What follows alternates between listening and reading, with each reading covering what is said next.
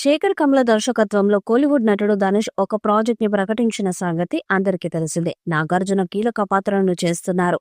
ఈ రాబోయే తెలుగు సినిమాకి కుబేరా అనే టైటిల్ ని మూవీ మేకర్స్ లాక్ చేశారు. చివరి నిర్మాణ దశలో ఉన్న ఈ చిత్రం తమిళం, తెలుగు, హిందీ భాషల్లో విడుదల కానుంది.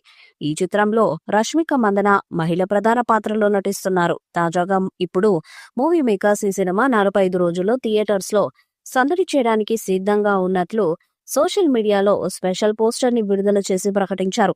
ఈ చిత్రంలో నాగార్జున, జిమ్సబ్ కీలక పాత్రలో నటించారు. ఈ చిత్రానికి సంగీతం దేవిశ్రీ ప్రసాద్ అందిస్తున్నారు.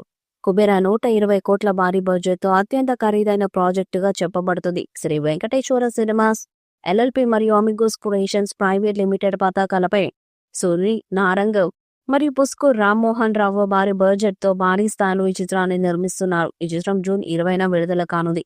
తెలుగు, తమిళం, మలయాళం, హిందీ, కన్నడ భాషల్లో జూన్ 20 ఈ చిత్రం విడుదల కాబోతుంది. ఇక రిలీజ్ డేట్ దగ్గర పడడంతో ప్రస్తుతం ప్రమోషన్స్ జోరు పెంచారు మేకర్స్. రిలీజ్ కావడానికి 45 రోజులు మాత్రమే ఉందని తెలుపుతూ కౌంట్ డౌన్ పోస్టర్ ను విడుదల చేసింది మూవీ టీం.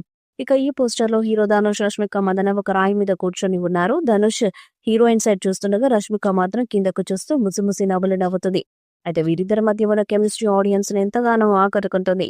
ప్రస్తుతం ఈ పోస్టర్ నెట్టింట మంచి రెస్పాన్స్ తెచ్చుకుంటుంది. ఈ చిత్రంలో బాలీవుడ్ నటుడు జిమ్సబ్ కూడా నటిస్తున్నాడు.